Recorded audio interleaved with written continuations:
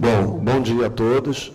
É interessante conseguir ter essa apresentação da Adriana. A gente consegue, às vezes, vai trabalhando, produzindo, está aqui, está ali, fazendo isso, aquilo, outro, e a gente não percebe o como a gente está sendo percebido, visto, e fiquei muito feliz com essa apresentação, que eu não sabia que estava com essa perspectiva toda, assim, de sendo visto com essa perspectiva toda. Que bom, eu acho que é resultado de trabalho e o que a gente pode construir, o que a gente pode influenciar, o que a gente pode participar, o que a gente pode fazer nessa vida e o que a gente se propõe a fazer.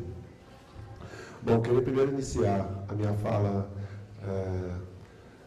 me apresentando um pouco da onde eu estou falando, né? Acho que é importante para que possa entender um pouco o desdobramento dessa fala.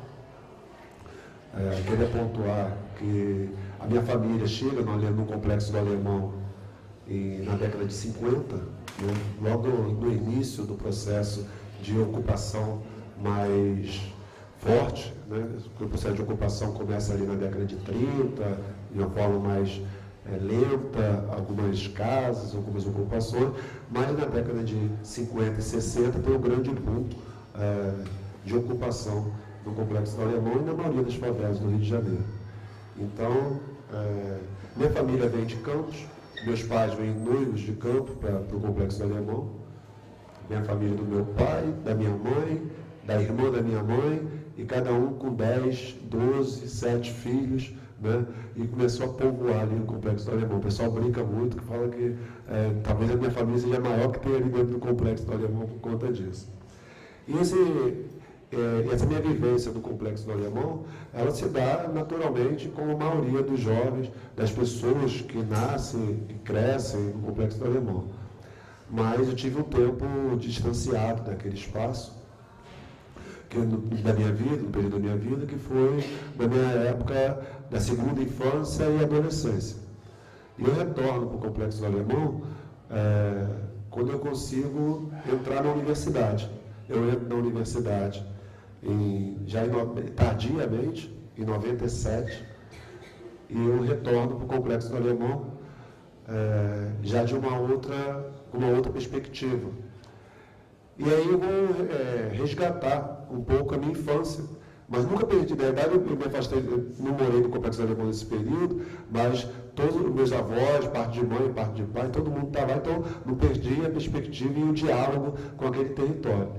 Mas nesse retorno, foi um retorno direto para a sala de aula dentro das favelas do Rio de Janeiro, dentro da favela do Complexo do Alemão. Isso fez uma diferença imensa, porque me fez trazer um diálogo, me colocou no espaço de diálogo que até então eu não tinha essa experiência naquela localidade. E aí o Complexo do Alemão e o trabalho nas salas de aula era um programa de aumento de escolaridade, né? Era um projeto EJA, de educação de jovens e adultos, e eu comecei a dar aula para jovens e adultos no Complexo do Alemão. A partir dali, mudou tudo, porque é um diálogo, eu me vi fazendo um retrospecto da minha própria vida, que é a vida também da maioria dos jovens das comunidades. A gente costuma chamar de a reprodução do ciclo da pobreza, né? Em que você, por diversas questões, você tem que trabalhar muito cedo, esse trabalhar muito cedo para ajudar em casa, a própria família incentiva que você tem que trabalhar, ainda mais quando você é do sexo masculino, você tem que trabalhar mais ainda, mais cedo ainda, porque é uma sociedade toda machista. Então, o estudo é segunda perspectiva, então primeiro vai trabalhar. Então eu também parei de estudar com 14 para 15 anos, fui voltar a estudar, aí fui pai com 17, fui pai com 20 de novo, voltei a estudar com 22, entrei na faculdade com 27, e aí vou para o Alemão e recomeço todo esse trabalho. Vou fazer Ciências Sociais na UERJ, e eu volto para o Alemão para esse trabalho. Eu acho que é importante falar essa trajetória, porque quando eu volto para o Alemão, eu vou dar aula exatamente para jovens que abandonaram a escola porque a família precisava de ter ajuda econômica, eles pararam de estudar para ir trabalhar, estavam ali com 20 e poucos anos, tentando resgatar e voltar a estudar. E eu estava na faculdade, tinha feito esse mesmo caminho. Então, achei importante aprofundar esse diálogo. E esse diálogo ele foi avançando para o sentido de o que podemos fazer coletivamente pelo Complexo do Alemão e para todos nós, para um desenvolvimento mais endógeno. Ali começou todo esse trabalho que a gente vem desenvolvendo até hoje. Então, a gente começou a trabalhar com os próprios alunos, depois com um grupo de universitários. Em 2001, com esse grupo de pessoas que estão pensando em alemão, estão buscando alternativa, a gente funda o Raízes em Movimento. Né? No primeiro momento era chamado de Grupo Sociocultural Raízes em Movimento. De 2 anos para cá, a gente fez uma reforma, passou a ser Instituto Raízes em Movimento, por uma questão de produção, principalmente na área de produção de memória, de produção de pesquisa, de estudos, de mapeamento. Então, a gente achou importante estar dando um pouco essa mudança nessa perspectiva. Mas a gente continua tendo uma referência de produção cultural naquela localidade também. Bom, fazendo esse preâmbulo, eu gostaria de fazer uma apresentação de um texto que eu fiz há pouco tempo. Vou ler um texto que eu escrevi há pouquíssimo tempo. Foi publicado e lançado agora, quinta-feira, num trabalho no Fórum Nacional do INAI, do Instituto Nacional de Altos Estudos, e que em parceria lá com o BNDES, uma proposta de desenvolvimento local. E esse texto eu escrevi fazendo um resgate da história que existe da ação coletiva para políticas públicas no Complexo do Alemão e como foram as políticas públicas de urbanização durante todo o histórico do Complexo do Alemão, ou pelo menos o que a gente conseguiu resgatar, buscar momentos, contextos, em alguns momentos também documentos que resgatam, mas muitas vezes, a partir da memória de atores locais, a gente poder reconstruir um pouco essa história de luta e de exigibilidade de direitos no Complexo do Alemão. Então, vou fazer uma leitura. Nessa leitura, a gente vai falar em diversos momentos, e esses momentos podem ser a base para o nosso debate e aprofundamento de acordo com o interesse que for sendo levantado por vocês. Tá ok?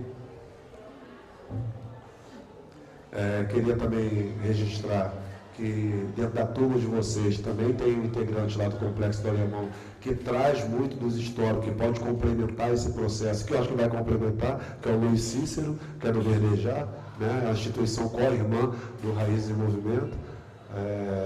O Verdejar surge primeiro, antes do Raízes. A gente surge discutindo com o Verdejar também. Acho que não podemos deixar de citar uma referência enfática de origem, é um mito de origem do Verdejar, mas é também do Raízes em Movimento. A gente pode ficar com ciúme que a gente não vai deixar de citar ele dentro das nossas falas sempre, que é o nosso saudoso Luiz Poeta, né? Que é o nosso mentor, nosso líder, nosso inspirador de acreditar em mudança a partir da base, a partir do diálogo, a partir das perspectivas mais humanas possíveis, né? Então, uma menção aqui ao nosso saudoso Luiz Poeta. Bom, o nome do texto é O Território do Complexo do Alemão e Suas Dinâmicas. Para se pensar o contexto do Complexo do Alemão, pode-se caminhar por diversas trilhas, mas devido ao acúmulo do coletivo de debate na localidade, optou-se pelos eixos da urbanização e participação popular para apresentar esse texto. Isso também porque moradores locais sempre estiveram presentes na construção física e simbólica do território. De fato, processos de urbanização em favelas do Complexo do Alemão, de uma forma ou de outra, envolveram a participação comunitária, o que não significou que reivindicações específicas tivessem sido atendidas. Nesse sentido, vale destacar que desde a década de 50 e 60 do século passado, foram realizadas uma série de iniciativas públicas descentralizadas e não estruturantes no território.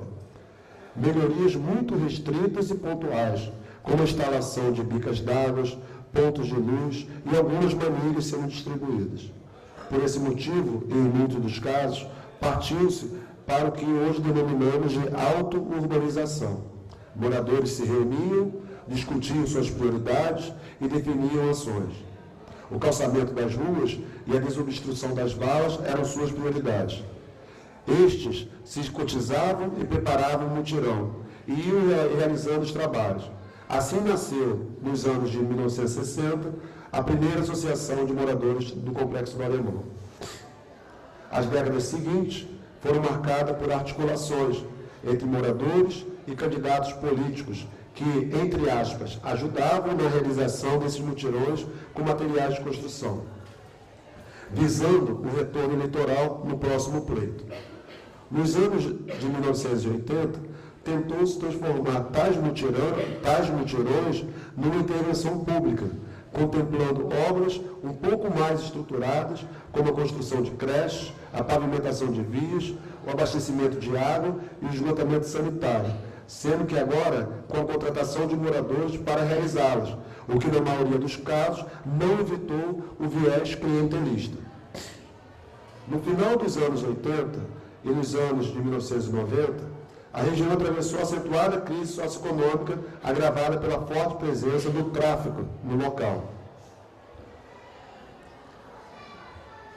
As crises econômicas nos anos de 1980, o surgimento de plantas industriais derivadas de novas tecnologias de produção e a abertura de novas áreas industriais, como na Baixada de Jacarepaguá, foram responsáveis pelo esvaziamento econômico da região, do Complexo do Alemão e adjacência.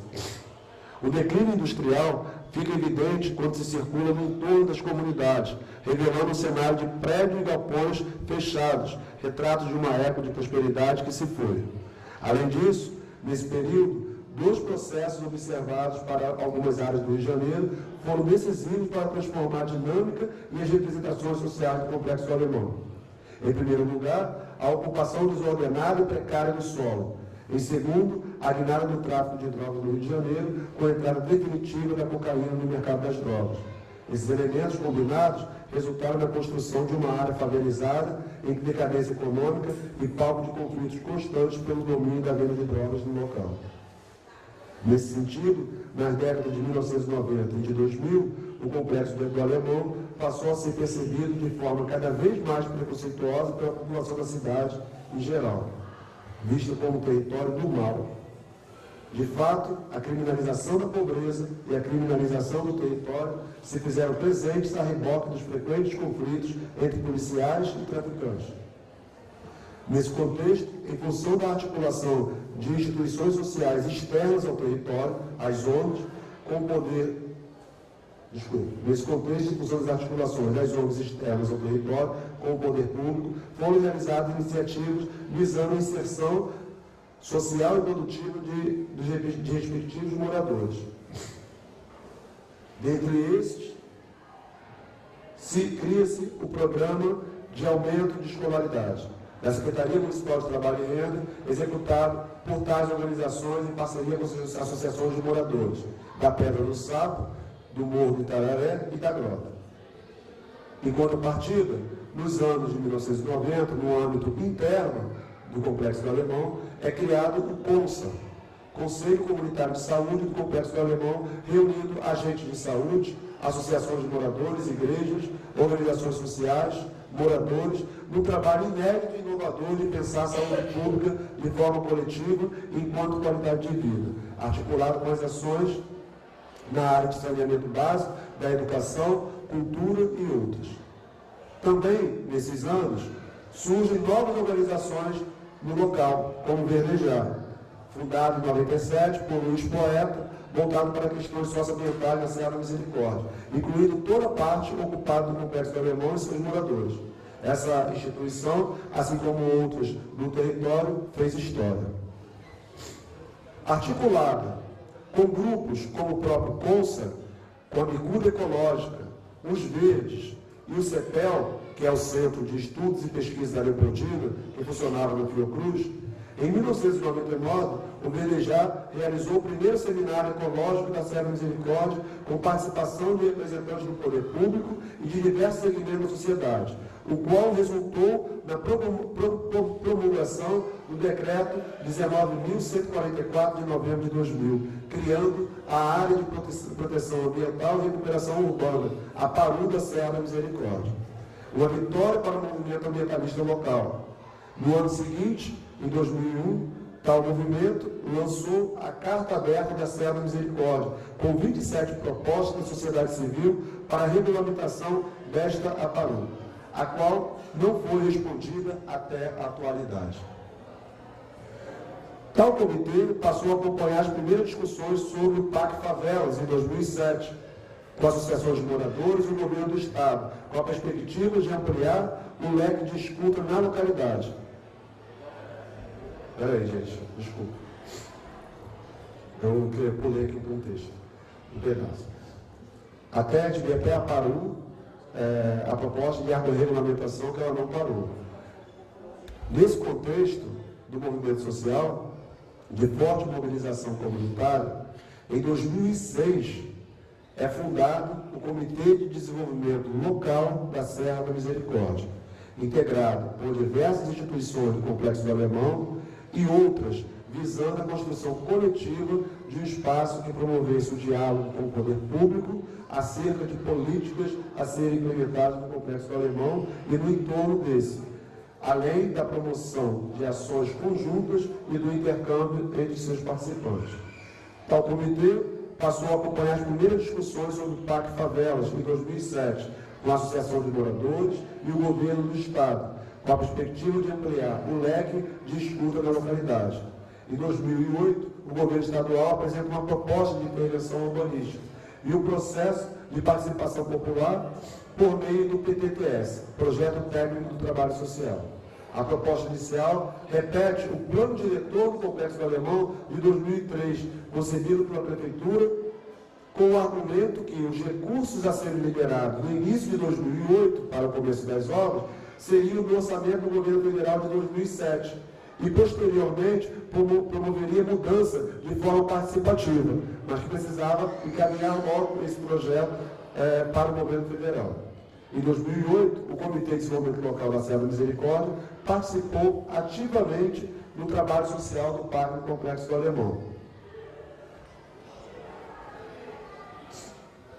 o qual contemplava duas frentes principais de trabalho: gestão de impacto e desenvolvimento sustentável. A gestão de impacto dizia respeito às ações de comunicação que acompanhavam o desenvolvimento das obras, numa tentativa de minimizar impactos na rotina de moradores e comerciantes locais. Já o desenvolvimento sustentável previa a construção de forma participativa de um plano dessa natureza, contemplando o território como um todo. Considerando o histórico de luta de instituições locais, no sentido de influenciar e participar de políticas públicas, a proposta do Pacto Social atendia principais anseios dessas, em tese. Nesse sentido, o Comitê de Desenvolvimento Local da Serra da Misericórdia se empenhou em contribuir com a gestão de impactos do programa nos primeiros 18 meses até o final de 2008, quando se retirou da atividade por perceber que suas expectativas não estavam sendo mais atendidas.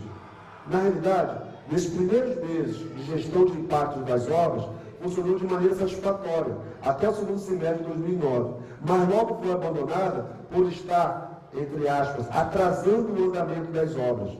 Durante esse mesmo período, foi sendo construído o Plano de Desenvolvimento Sustentáveis, com metas de curto, médio e longo prazo, de forma participativa. Foram realizadas reuniões das 12 comunidades, com a participação de mais de 900 pessoas no total, mais de 200 pessoas nas reuniões temáticas e mais de 50 no processo de planificação. A prioridade defendida pela comunidade sempre foi o saneamento básico universal, com a consciência que este traduz qualidade de vida em diversas esferas. Toda proposta construída de forma participativa de intervenção direta no projeto básico de obras não foi considerada, e o acompanhamento das mesmas não foi realizado formalmente, como havia sido previsto inicialmente. Organizações que integravam o Comitê de Desenvolvimento Local da Serra da Misericórdia e outras se sentiram contempladas com a iniciativa do Pacto Social, já que este plano foi construído coletivamente. O plano, estou falando do plano, tá? Com base na formação de consenso. Todavia, a publicação deste plano, que seria uma agenda de interlocução da sociedade civil com o poder público, não aconteceu. Ao invés disso, o governo publicou um relatório resumido que traduz intenções, mas não as ações debatidas, consensuadas e priorizadas, frustrando o conjunto de atores envolvidos. Da mesma forma, a proposta construída de intervenção no projeto básico das obras não foi considerada, tampouco o acompanhamento das mesmas, o que gerou mais frustração. Tal frustração foi agravada ainda pelo fato do debate acerca de políticas públicas setoriais ter ficado restrito à realização de ações pontuais, desarticuladas, sem a organicidade necessária. Com a limitação de apenas influenciar no debate, sem poder deliberativo, instituições e cidadãos do Complexo do Alemão que acompanhavam e participavam do processo se distanciaram cada vez mais. A partir daí, o Comitê de Desenvolvimento Local da Serra da Misericórdia volta a se tornar um polo de debates e de propostas de exigibilidade de direitos de participação popular. Em novembro de 2010, quando ocorre a ocupação militar dos complexos do Alemão e da Penha, muda o cenário político da região de forma decisiva. Nesse momento, o Comitê de Desenvolvimento Local da Serra da Misericórdia, que durante o ano de 2010 esteve à margem do processo do pacto, se fortalece. Nas palavras de um pesquisador, que é o Bruno de Oliveira, ele diz: com a reconfiguração do território, o Comitê de Desenvolvimento Local da Serra da Misericórdia começa a se organizar, a ganhar força e visibilidade diante de outras secretarias, instâncias governamentais e institutos de pesquisa. Suas lideranças passam a buscar apoio fora do complexo do Alemão, vislumbrando a possibilidade de imprimir uma agenda de ações para as comunidades, tendo em vista que aqueles que poderiam jogar contra agora estavam fragilizados pelas circunstâncias e pelas leituras moralizantes da ocupação militar. Também nesse contexto, tal comitê constrói uma agenda propositiva, a partir do acompanhamento dos problemas apresentados no pacto, sobretudo da falta de políticas públicas estruturantes e intersetoriais para o território. Em minhas palavras, uma ideia era discutir a educação e pensar na demanda existente. Qual é a oferta que o poder público pode dar? Mas não só em prédios e vagas, e sim na qualidade do ensino. Discutir forma de participação na construção do projeto político-pedagógico das escolas, mas o governo não discute. Constrói uma escola de referência para o ensino médio e acha que isso resolve o problema da educação. Aí, quando você vai falar que não tem política pública para a educação, diz que tem sim, que construíram a escola Tim Lopes. Só que não é uma questão de prédios. Prédios nós temos. Há várias escolas aqui que precisam ser reformadas. É preciso pensar a educação como um todo, não pela quantidade de prédios. Então, discutir políticas públicas de forma qualitativa é o que a gente espera de um poder público que tem compromisso com a população. A partir de tal agenda, da falta de diálogo em torno da mesma, o Comitê de Desenvolvimento Local da Serra da Misericórdia divulga, então, uma nota pública que norteia o posicionamento coletivo das instituições participantes em 30 de novembro de 2010. Qual seja a nota pública, para terminar, tá? essa leitura. Nota pública de instituições comunitárias atuantes no bairro do Complexo do Alemão. Desculpa. Nota pública de instituições atuantes no bairro do Complexo do Alemão, para além da ocupação militar, por uma agenda socioambiental para o território da Serra da Misericórdia e os complexos de comunidades do Alemão, da Vila Cruzeiro e da Penha. Diante dos acontecimentos recentes, na Vila Cruzeiro e no conjunto de favelas do Alemão, formado por 14 comunidades e com população estimada em 400.000 pessoas, que culminaram na ocupação desta área por forças policiais do Estado e das Forças Armadas, as organizações de sociedade civil abaixo assinadas, algumas com atuação há mais de 10 anos nessa região, vem a público propor e requerer dos governos, nas esferas federal, estadual e municipal, um compromisso efetivo. São necessários investimentos para tirar do papel um conjunto de propostas e projetos de caráter socioambiental, cultural e nas áreas de educação, saúde, mobilidade urbana, saúde ambiental, esporte, assistência social e segurança pública.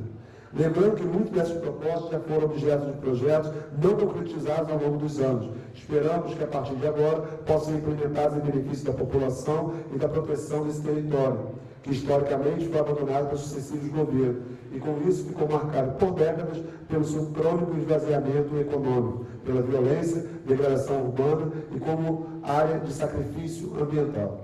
Somos o Comitê de Desenvolvimento Local da Serra da Misericórdia, fruto de uma aliança entre diversas organizações locais já mobilizadas em torno da defesa da Serra da Misericórdia, movimento social que conquistou nos anos 90 seu reconhecimento legal como uma unidade de conservação da natureza, reconhecida pelo Decreto Municipal 14.144, de 16 de novembro de 2000, a Paru da Serra da Misericórdia.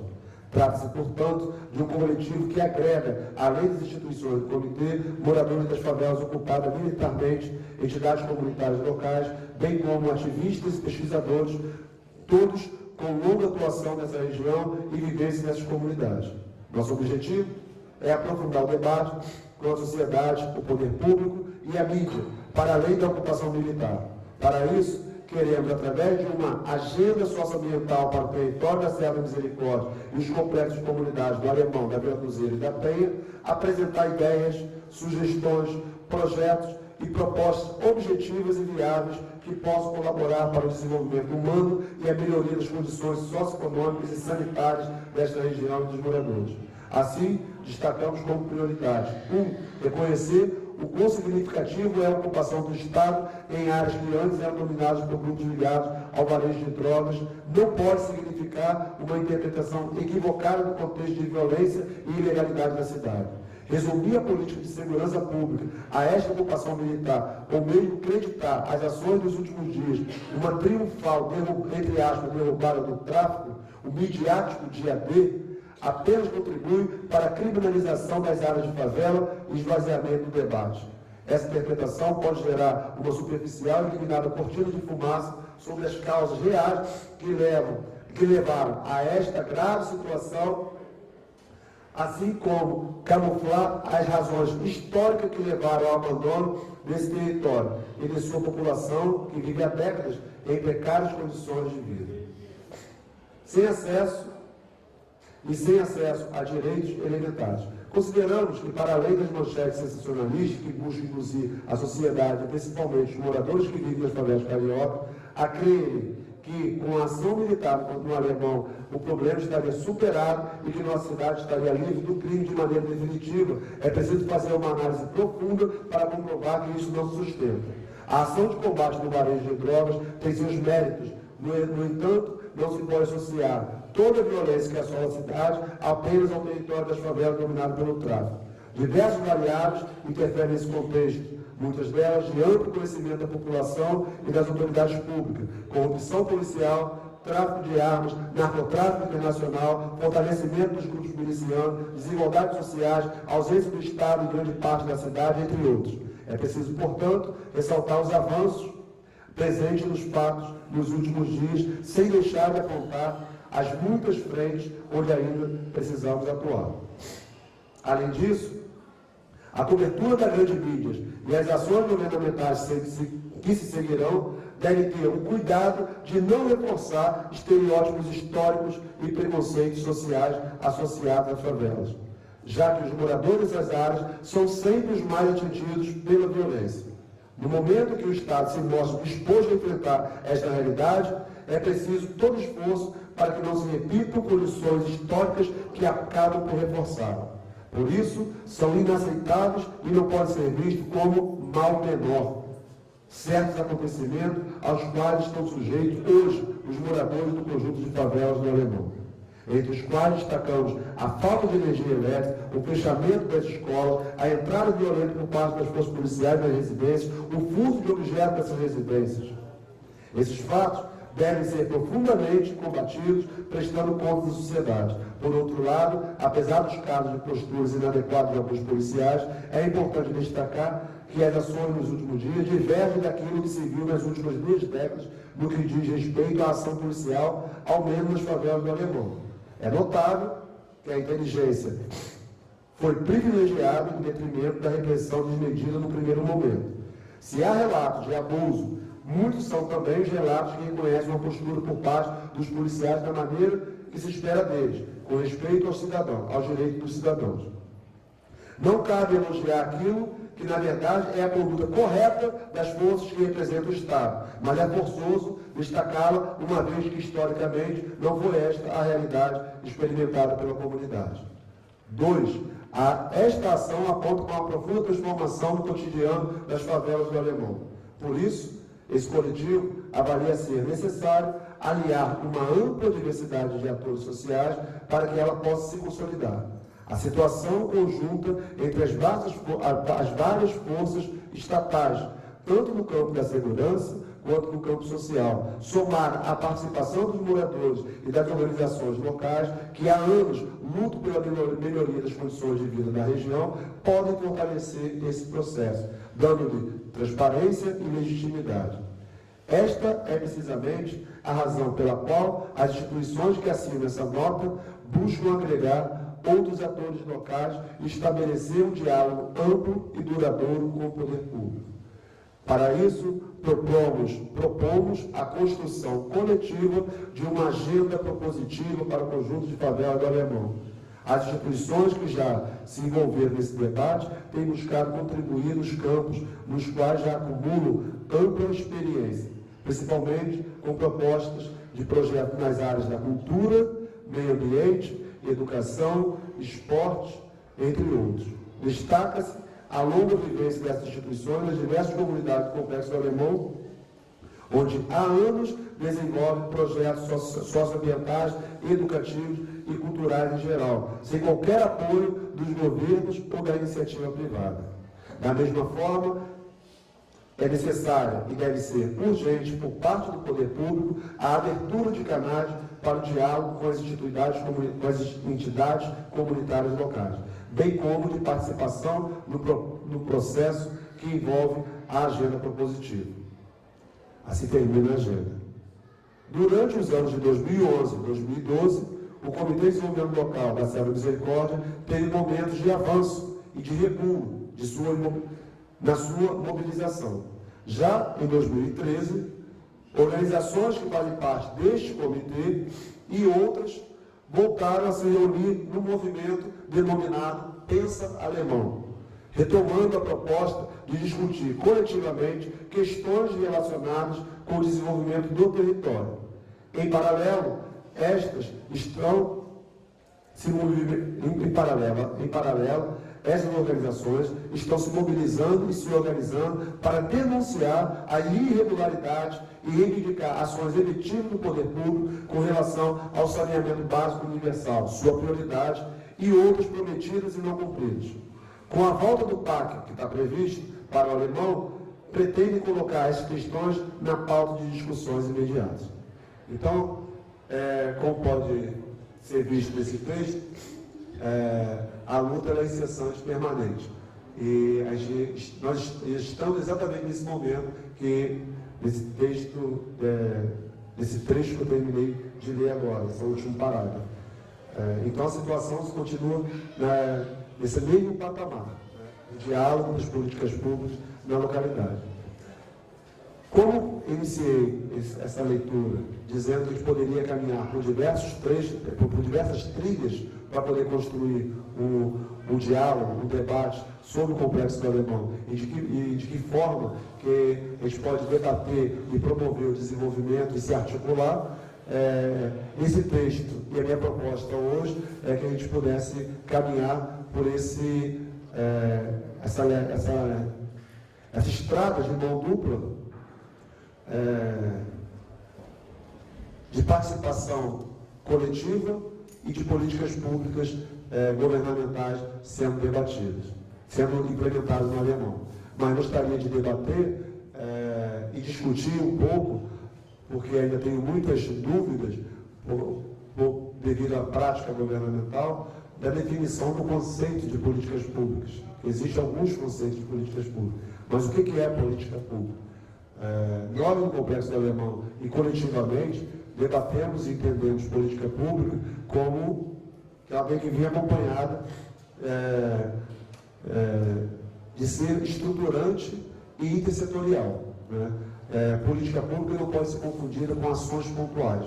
Política pública tem que ser pensada de uma forma articulada e intersetorial entre as ações do governo e as ações de outros atores da sociedade, como um todo, seja do setor privado, da sociedade civil, mas pensar no sentido mais sistêmico, né, em que possa efetivamente, a partir de bases de estudo, de conhecimento, de perspectivas de quem vai sofrer as ações do poder público, de que isso vai efetivamente mudar e dar qualidade de vida a essas pessoas que vão sofrer essas políticas públicas, que isso possa ser feito de uma forma de superar as questões a serem enfrentadas com as políticas públicas.